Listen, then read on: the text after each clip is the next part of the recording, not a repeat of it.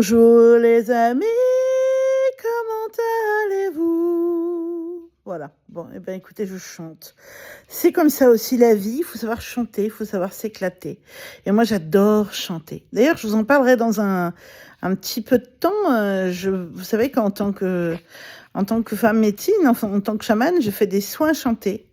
Et très prochainement, j'ai l'intention de faire un soin chanté pour les femmes souffrantes, pour le féminin blessé, pour la terre, qui est une femme souffrante aussi, et pour transmuter cette souffrance vers le sacré. Belle dynamique d'alchimisation. Alors, ça vous dit de respirer? Ouais, vraiment? Parce que j'en entends qui vont dire « Mais je t'explique, je respire déjà, hein, sinon je serais mort. Hein. » Ouais, mais non, tu respires pas en fait. Tu respires, oui c'est ça, tu respires aussi. Tu respires en mode survie, oui, mais pas en mode respiration pleine et consciente. Généralement, toi, comme moi, comme beaucoup de gens, on respire en remuant les épaules, comme si on voulait, en fait, comme si on voulait ouvrir le haut du corps. Or, c'est complètement hallucinant, puisque les bébés, quand ils viennent au monde, ils respirent non pas par la poitrine et les épaules, mais par le ventre. Alors écoute, moi je te propose une première séance de respiration. Rassure-toi, excuse-moi.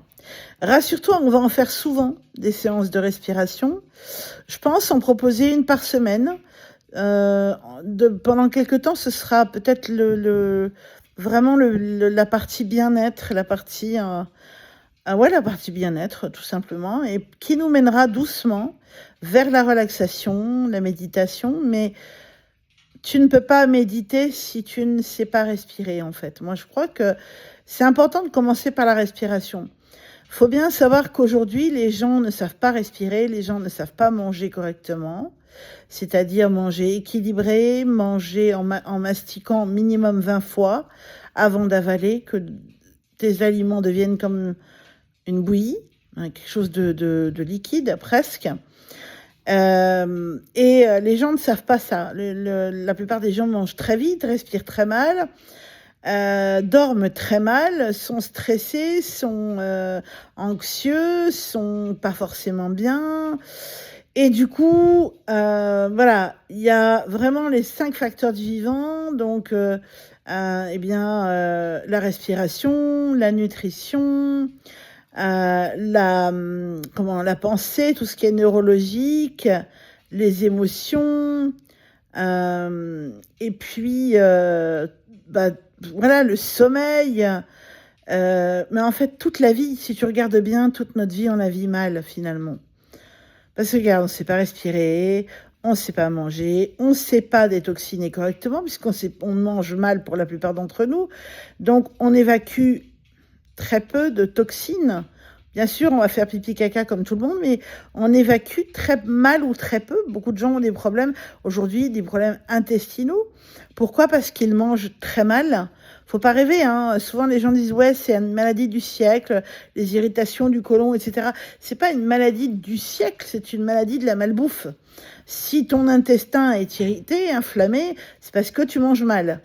Ça, y a pas de secret, hein. Mais c'est aussi parce que tu stresses. Parce que quand on stresse, on acidifie notre organisme. Ça, je vous ferai des vidéos là-dessus. De toute façon, je vais reprendre les vidéos aussi pleine santé, hein, c'est important. Parce que je suis aussi coach et conseillère bien-être et nutrition. Donc voilà, les problèmes d'irritation du côlon, les problèmes d'inflammation de l'intestin, etc., c'est des problèmes, bien sûr, de malbouffe et des problèmes de je mange trop vite, j'avale des gros morceaux tout ronds, sans même prendre le temps de mâcher, de respirer, de marcher après. Et je stresse parce que le boulot, parce que les enfants, parce que le conjoint, parce que la vie, parce que les finances, parce que les impôts, les URSSAF et toutes ces joies, parce que les deuils, parce que tout ce qu'on vit. Et du coup, tout ça, ça crée... Oui, il y a la nutrition, mais il y a aussi qu'on est dans Une époque où tout va trop vite et où, en fait, on apprend à l'être humain qu'il faut qu'il soit une bonne machine à produire, mais surtout pas un être humain. L'être humain, il a besoin d'avoir des temps, des cycles, comme je le disais dans mes vidéos sur le cursus des prêtresses. On a tous des saisons, hein, il y a 4 saisons dans la nature, et nous, on fait partie de la nature, et on a 4 saisons, hein, l'hiver, l'automne, l'été, l'hiver et le printemps, bref, hein, j'ai pas dit correctement, mais bon, c'est pas grave. On a 4 saisons, et ces 4 saisons, il faut les respecter. Et parfois, on peut être dans le temps de l'hiver, et dans ces temps-là, c'est un temps de repos. Paradoxalement, dans le temps de l'été, c'est un temps où on va à fond dans les actions, dans les projets, la réalisation des objectifs, etc.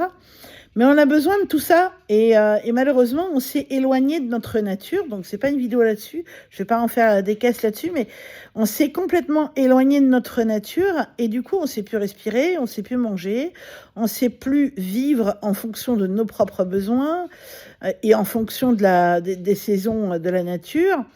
On ne sait plus s'alimenter correctement avec des vrais fruits, des vrais légumes biologiques, des graines germées. Je suis sûre qu'il y a plein de gens, je leur parle de graines germées, ils vont me dire « What ?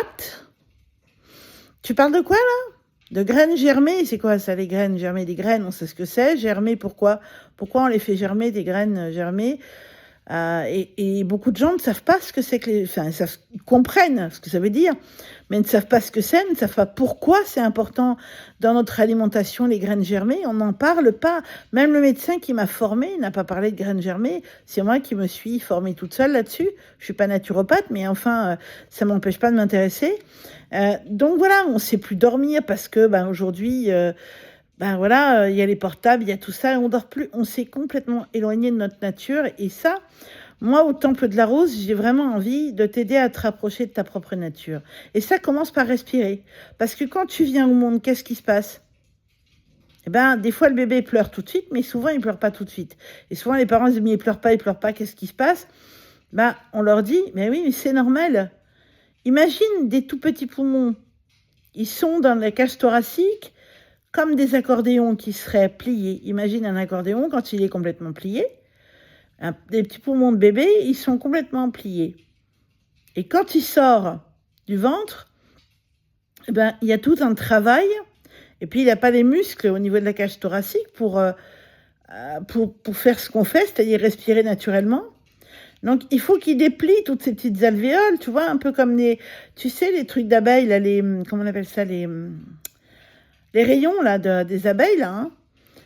Ça fait comme des petites alvéoles, tu vois, c'est des petits sacs à air là, hein, pour les poumons, hein. Puis quand c'est plié comme un accordéon ou comme un éventail, il faut que le bébé il fasse un effort incommensurable pour remplir, et ça se fait pas là comme je viens de le faire, c'est-à-dire tout d'un coup il faut qu'il inspire sur très longtemps, il faut que ça gonfle, et après il va pleurer en expulsant les eaux, comment on appelle ça, le liquide amniotique qu'il a dans les bronches, hein, puisque dans ses bronches il a du liquide amniotique, donc il faut ça aussi c'est dur à respirer quand on a les bronches bouchées. Donc, c'est très compliqué pour le bébé quand il arrive au monde. Et tout d'un coup, il va falloir c'est pour ça que souvent les bébés qui pleurent à la naissance toussent très souvent, ou alors on entend des fois quand ils pleurent, ça fait comme si ils avaient des glaires un peu. Mais en fait, c'est tout le liquide amniotique qu'ils ont dans les bronches. Donc, la première chose qu'on fait quand on vient au monde, c'est quoi ? On respire. Ah ouais, on respire pour pleurer. Donc, et le problème, c'est qu'aujourd'hui, on ne sait plus respirer. J'ai envie de te dire, il y a quand même un problème. C'est la respiration, c'est le truc primal qu'on doit faire et on ne sait plus le faire. On respire par le haut des poumons, là, les épaules. Et puis alors, les fumeurs, je vous dis pas, hein. Alors vous, c'est pire de pire. Hein. Ceux qui fument, Vous m'entendez? À bon entendeur, salut, que ceux qui ont des oreilles entendent. Non, mais c'est vrai, les fumeurs, ça vous déconnez, hein, les gars et les filles. Vous êtes en train de vous bousiller les poumons alors que c'est tout ce que vous avez qui vous permet de recevoir de l'oxygène sans avoir besoin de bouteilles, alors qu'il y a des gens qui vivent toute l'année avec des bouteilles sur le dos. Parce qu'il y a des tuyaux dans le nez, parce qu'ils ne peuvent pas respirer tout seuls. J'ai rencontré un monsieur, pas plus tard que ce matin, qui était au marché pas loin de moi et qui avait des bouteilles oxygène dans le dos et tuyaux dans le nez.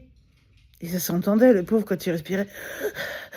Vraiment, tu sentais que c'était terrible, quoi. C'était un effort de respirer pour lui et le fait de marcher et de respirer, c'est...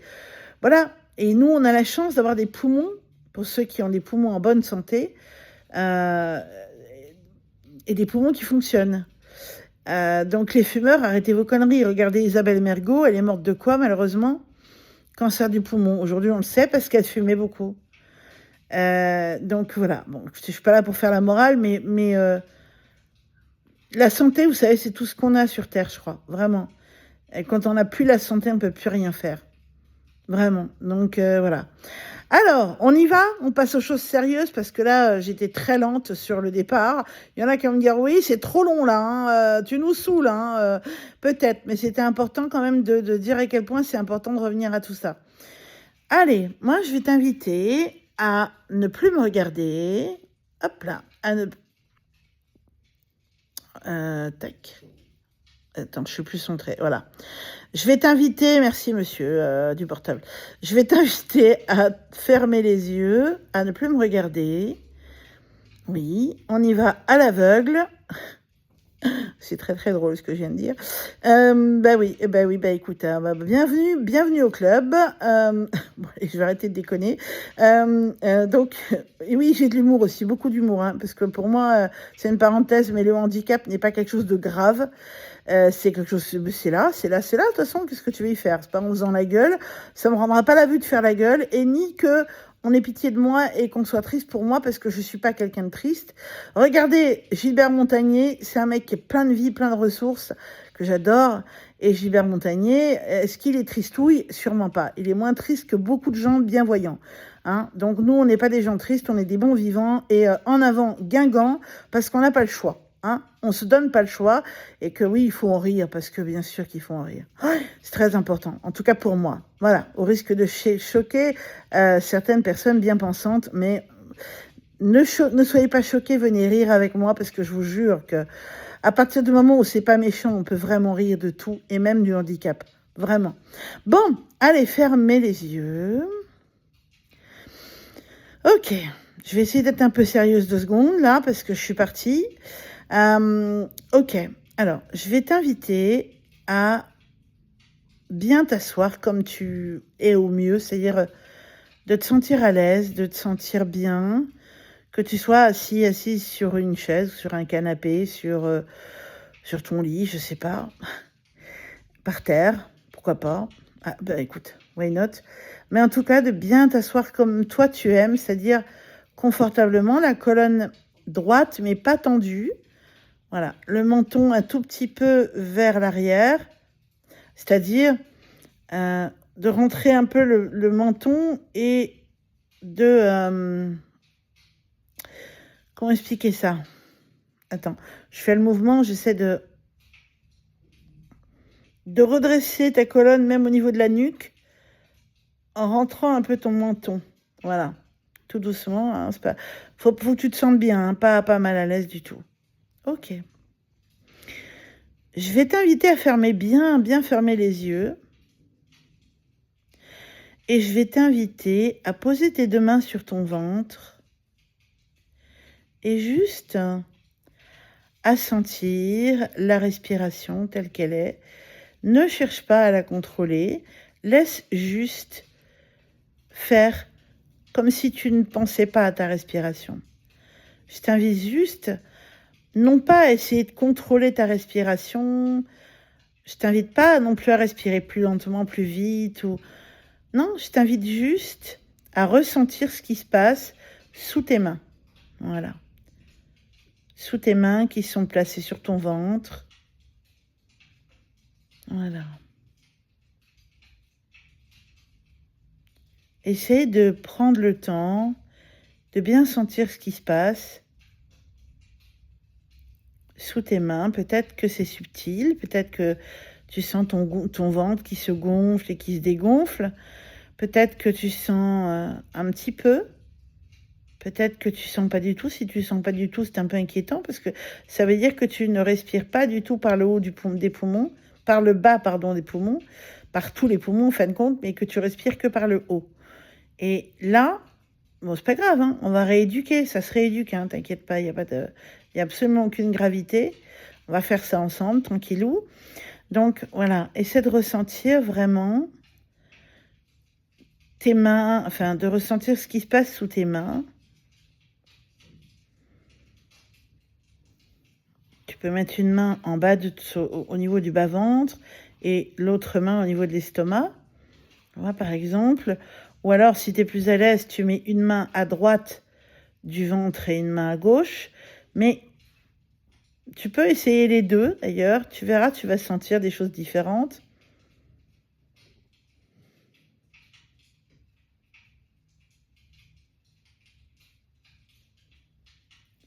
Et essaye de te laisser bercer par ce mouvement, qui normalement est un mouvement régulier, un mouvement de contraction et de décontraction, un mouvement un peu comme des cycles, le jour et la nuit. C'est un mouvement très régulier, la respiration. Donc, laisse-toi bercer par ce mouvement. Essaye de peut-être, sans forcer quoi que ce soit, te laisser ressentir ce mouvement, c'est-à-dire juste le vivre, sans chercher à contrôler, sans chercher absolument à réussir. Lâche prise, relâche tes épaules. Voilà, relâche bien les épaules. Détends-toi, c'est pas un exercice pour te mettre mal et en te disant j'arrive pas ou non, non, non, non. C'est un exercice pour te détendre. Donc, si c'est difficile pour toi, t'inquiète pas, juste lâche. Et c'est juste de ressentir ce mouvement comme quand on écoute une musique régulière. Et laisse ce mouvement de l'inspire et de l'expire te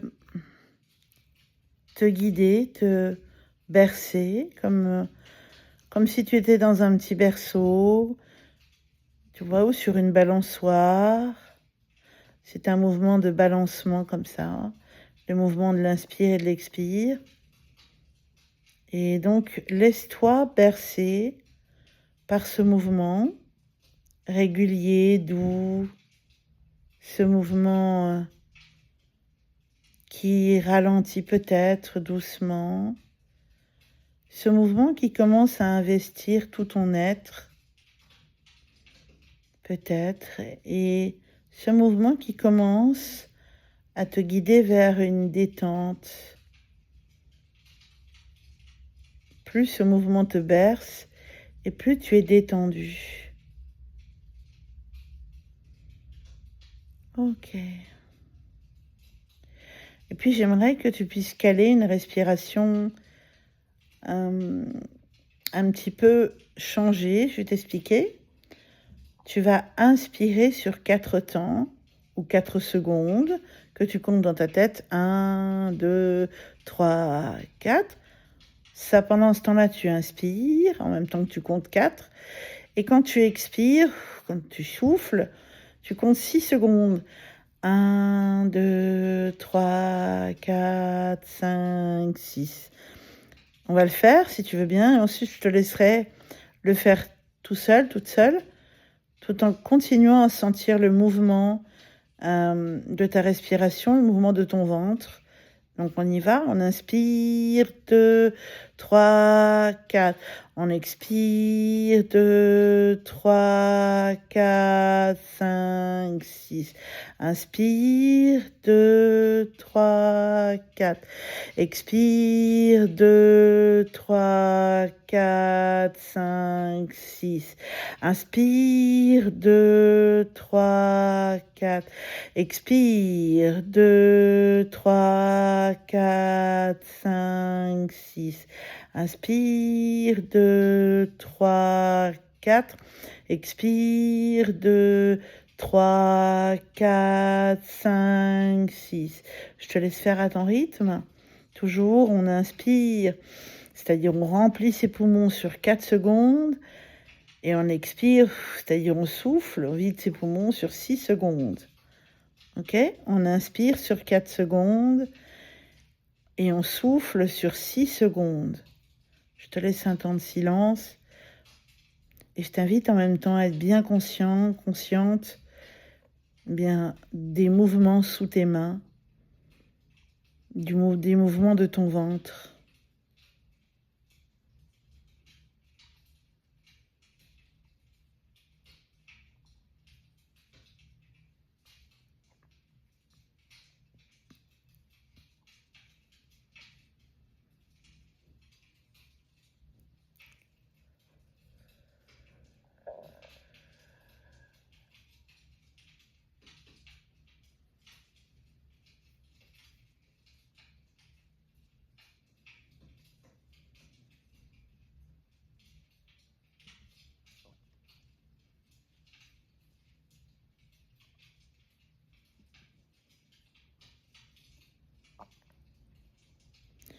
Et quand tu inspires, essaie de bien gonfler ton ventre, comme si ton ventre était une grosse pompe à air, un gros ballon de baudruche, et tu voudrais vraiment remplir d'air ton ventre, comme si vraiment, quand tu inspires, ben c'est pas tes poumons que tu gonflais, mais c'est ton ventre. Vraiment, essaie depuis le bas du ventre jusqu'au plexus solaire de tout bien remplir. Et puis quand tu souffles, comme c'est sur 6 temps, économise un petit peu ton souffle. Je t'invite à essayer de respirer par le nez, c'est-à-dire d'inspirer par le nez et d'expirer par le nez. Si tu peux pas expirer par le nez, eh bien expire par la bouche si c'est compliqué pour toi. Mais si tu expires par la bouche, ce qu'il faut que tu fasses sur tes 6 temps, c'est comme si tu faisais un gros soupir. Voilà, un inspire, tu gonfles bien ton ventre. Voilà, laisse bien gonfler ton ventre et puis elle expire. Tu vas bien, bien dégonfler. Comme si vraiment tu posais. Voilà, je t'invite à continuer de le faire à ton rythme. Inspire sur 4 temps. Expire sur 6 temps. Inspire sur 4 temps, expire sur 6 temps. Ou 6 secondes, hein. Je dis des temps. C'est très musical, mais voilà.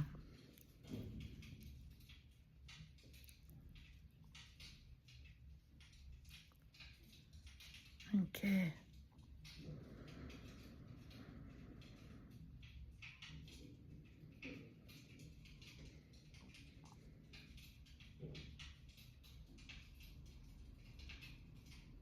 Essaie de ressentir peut-être aussi le massage des viscères qui se fait au rythme de ta respiration quand tu gonfles ton ventre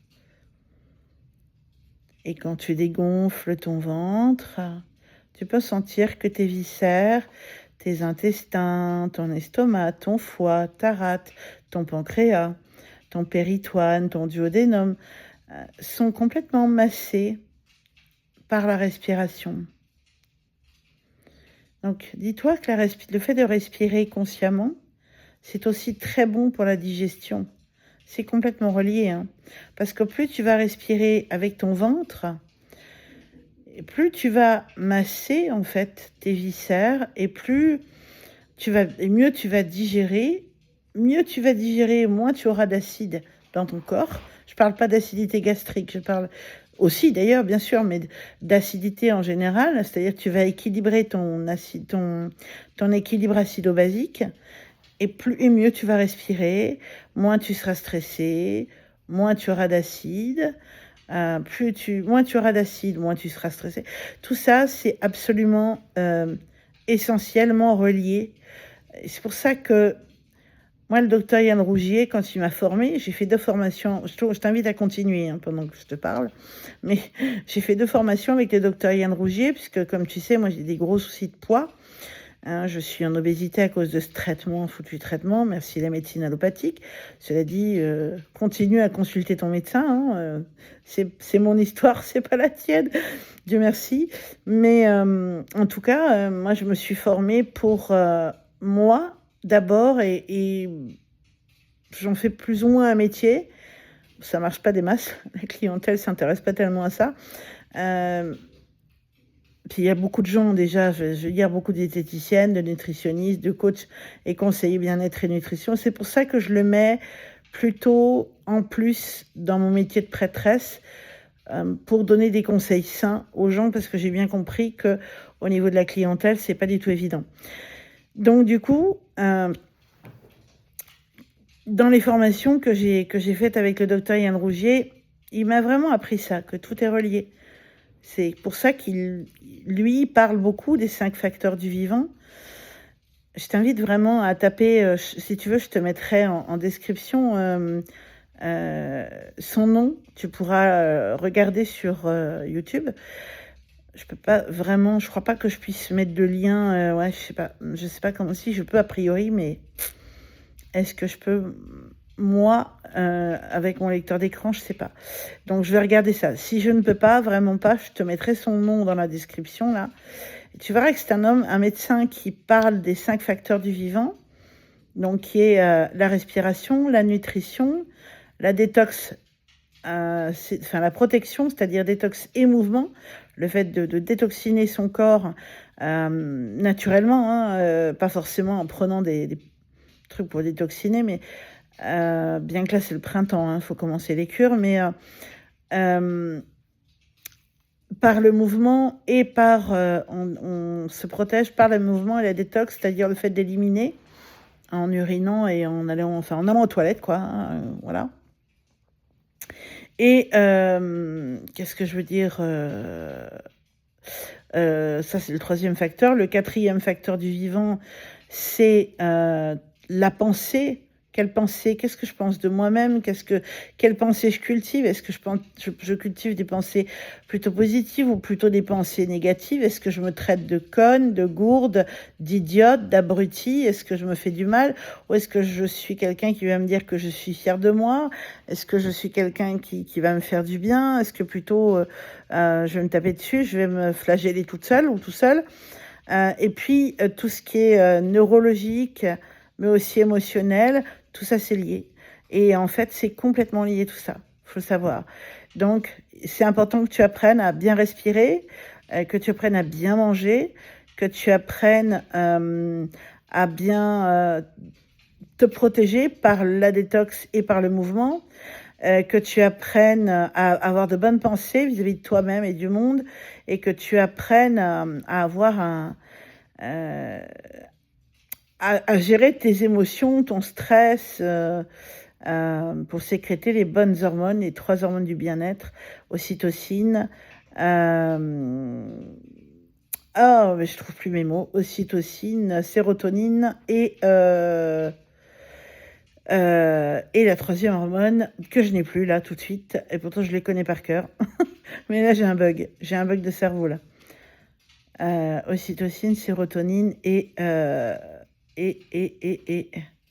c'est grave, hein, docteur, je les connais par cœur. Hein. Je vais avoir terminé la vidéo et je vais dire, bah oui, c'est ça, parce que je connais par cœur. Ocytocine, sérotonine et voilà. Attends, je suis désolée, j'ai un bug. J'ai un bug de cerveau là.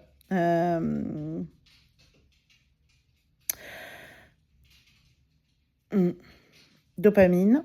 Oui, dopamine, voilà. Merci moi-même, c'est bon. Le bug est parti.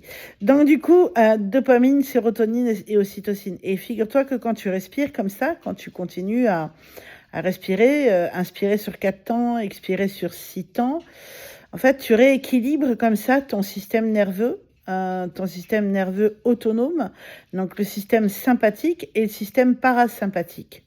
Voilà. Et on est dans un monde où, en fait, je vais t'expliquer, le système sympathique, c'est comme dans une voiture. Imagine, ton corps, c'est une voiture.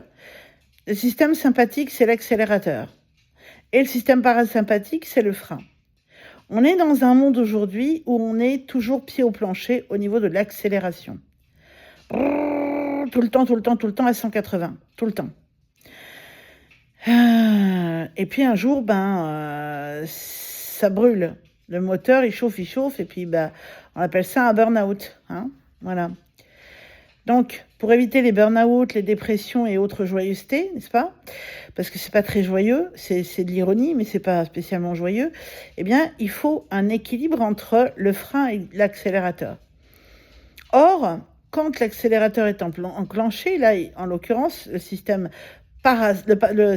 orthosympathique, eh bien, tu ne peux plus décélérer.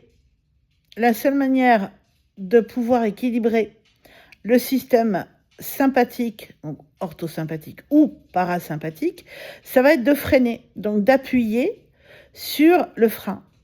Oui, je sais, c'est pas intuitif pour une voiture, mais le corps humain fonctionne pas quand même complètement comme une voiture. Notre système nerveux, la voiture, c'est métaphorique, mais en fait, il va falloir que tu appuies sur le frein.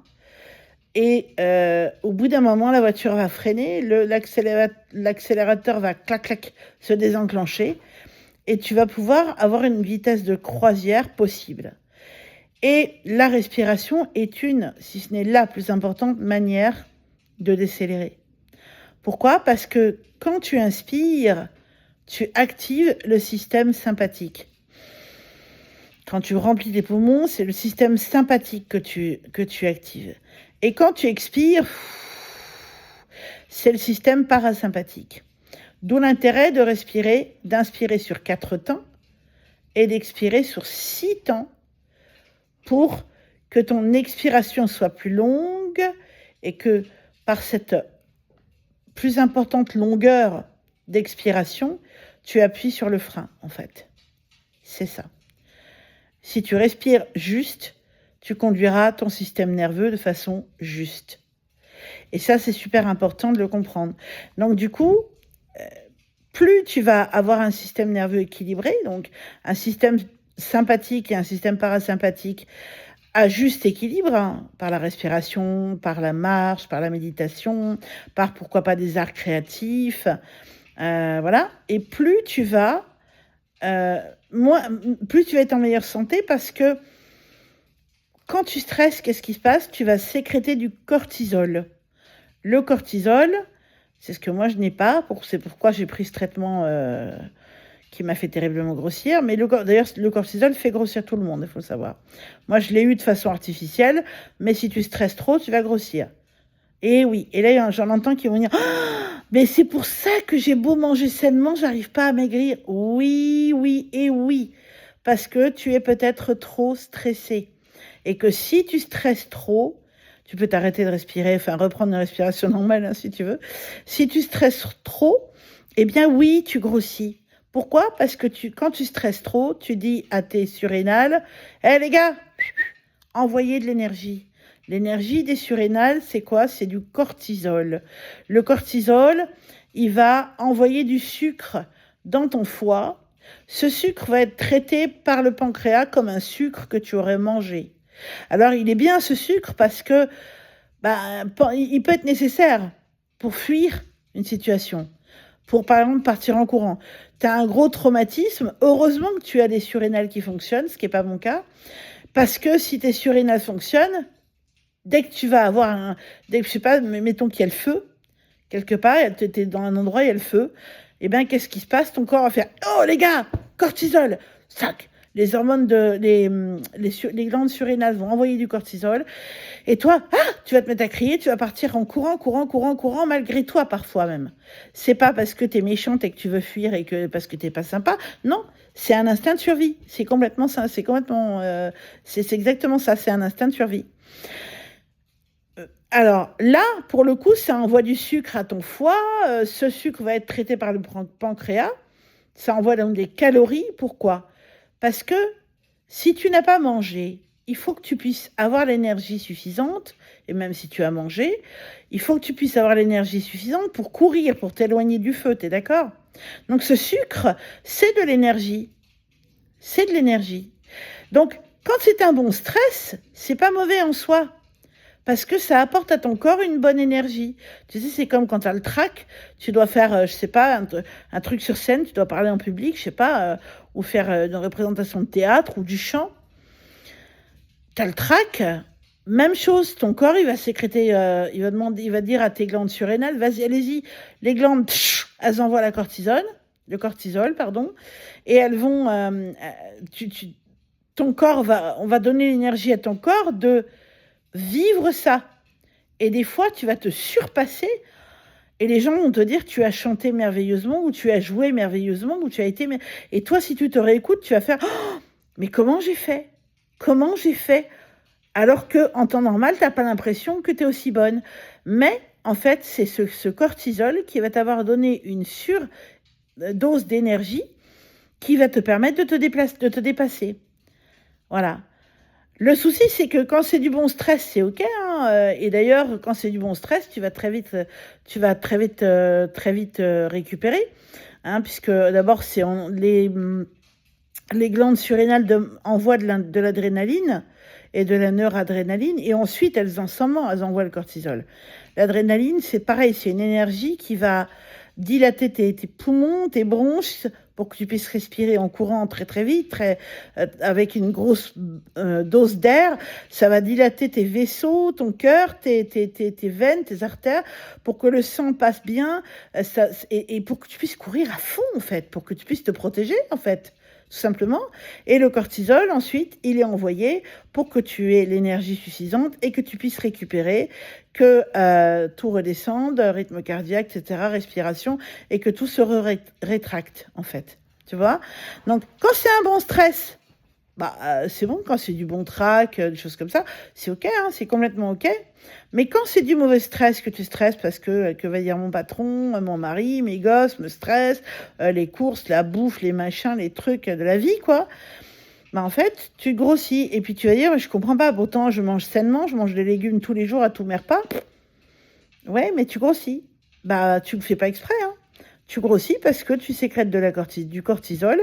Et le cortisol, c'est quoi? C'est du sucre, c'est du sucre. Et ce sucre, il est considéré comme si tu avais mangé des bonbons ou des gâteaux, des choses comme ça. Donc ton corps t'envoie du sucre. C'est pas mauvais en soi, mais quand c'est un mauvais stress, c'est mauvais. Donc moi, mon job, c'est de t'aider à gérer ton stress aussi bien que de gérer ta nutrition, ton alimentation. Parce qu'en fin de compte, quand on gère mal son stress, on grossit. Et puis, il faut savoir une chose, c'est que le cortisol, au bout d'un moment, ça acidifie le corps. Ça acidifie ton corps et ça va créer des inflammations. C'est comme les acides gras, les acides aminés dans les protéines. Les protéines, c'est très bon en soi, qu'elles soient animales ou végétales, mais il faut avoir un équilibre acido-basique assez important, c'est-à-dire manger des légumes et des fruits, manger des fibres en abondance pour pouvoir équilibrer cet équilibre acido-basique et ne pas avoir, ou en tout cas avoir moins d'inflammation dans son corps. Voilà d'où viennent tes problèmes. Et c'est les problèmes de notre siècle parce qu'on a une vie beaucoup trop stressante. C'était censé être une vidéo respiration, mais tu sais, je peux pas, moi, ne pas... Je sais, il y en a qui vont me dire, mais on n'était pas censé respirer là, en fait. Mais je peux pas... Bon, c'est une première, t'inquiète, on va en faire d'autres. Mais je ne peux pas te parler respiration sans te parler nutrition, sans te parler stress, sans te parler activité physique, sans te parler... sommeil, sans te parler Spiritualité, parce que la respiration, c'est aussi lié à la spiritualité. M Moi, mon travail, il va de plus en plus holistique. C'est ça qui m'intéresse vraiment. C'est de faire des choses de façon holistique, de considérer l'être dans ce qu'il est. Pour une première, au niveau respiration, c'est pas mal, hein. Je t'invite vraiment à faire tous les jours ce genre de respiration. Parce que pour une première, je peux pas te donner trop d'infos d'un coup. Pourquoi? Parce que tu le feras pas, en fait, clairement. Hein, on va pas se mentir. Généralement, quand on a trop de choses à faire, on le fait pas. Moi, la première, hein, là, j'ai des devoirs à rendre pour la prêtresse d'Avalon qui m'initie pour devenir prêtresse d'Avalon. Elle m'a donné des choses, beaucoup de choses, et je suis en retard en plus d'un module. Je croyais que j'avais fini le module, je l'avais pas fini, donc je n'ai pas rendu un travail. Et donc cette semaine, j'ai beaucoup de travail à faire, et franchement, du coup, j'ai pas envie. Pas parce que je suis pas motivée, mais parce que je vois la montagne devant moi et que je me dis waouh. Voilà. Donc moi, j'ai pas envie de te donner, tu vois, des infos comme ça. Voilà, je préfère te donner des petites gouttes, moi. Mais au moins, essaie de pratiquer ça. Du 4 temps à l'inspire et 4 temps à l'expire. Tu peux ouvrir les yeux, tu peux regarder. Non, c'est bon. Mais voilà, je t'invite vraiment à faire ça, hein. Vraiment, tu vas voir le bien que ça va te faire, je te promets, hein. Crois-moi. Voilà. Si tu veux que je t'accompagne aussi bien en nutrition qu'en gestion du stress, de toute façon, moi j'accompagne pour les deux, hein, en tant que coach et conseillère, c'est nutrition, gestion du stress, activité physique, j'en fais pas avec toi, mais je t'inviterai à en faire toujours. C'est sommeil, c'est un accompagnement global en fait, hein. Voilà. Eh bien, écoute, n'hésite pas, tout est en description. Tu peux m'envoyer un mail pour réserver un entretien découverte de 30 minutes offert où on va discuter, toi et moi, et on va voir ensemble comment je peux t'accompagner. OK? Voilà, mais je te souhaite une très belle fin de journée, parce que je sais pas à quel moment tu regardes la vidéo. Et puis, ben, n'hésite vraiment pas le matin, par exemple, et puis le soir avant de dormir. Ça va te faire beaucoup de bien. Et puis, tu vas mieux dormir cette nuit, grâce à ça. OK? Allez, à très bientôt. Je t'envoie plein de pétales de rose, plein d'amour. N'hésite pas à t'abonner, n'hésite pas à liker, à booster, on peut pas encore. Pourquoi, je sais pas, je vais me renseigner, hein, parce que je comprends pas. Mais à liker, à t'abonner, à commenter, à partager, à cliquer sur la petite clochette pour recevoir les notifications. Voilà, vraiment, n'hésite pas. Merci pour tous ceux qui font des likes. Merci pour les commentaires, notamment les commentaires d'Isabelle, qui est surtout celle qui commente. Merci beaucoup, Isabelle. Et puis, merci à tous pour votre présence, pour vos abonnements, pour votre sympathie. Il y a une nouvelle abonnée qui vient d'arriver hier. Donc, merci beaucoup pour l'abonnement. Merci beaucoup, beaucoup. À très bientôt. Je vous envoie plein d'amour. Et puis, prenez bien soin de vous. Vous êtes la personne la plus importante de votre vie. On ne dira jamais assez. Des pétales de rose. Et à bientôt. Bye bye.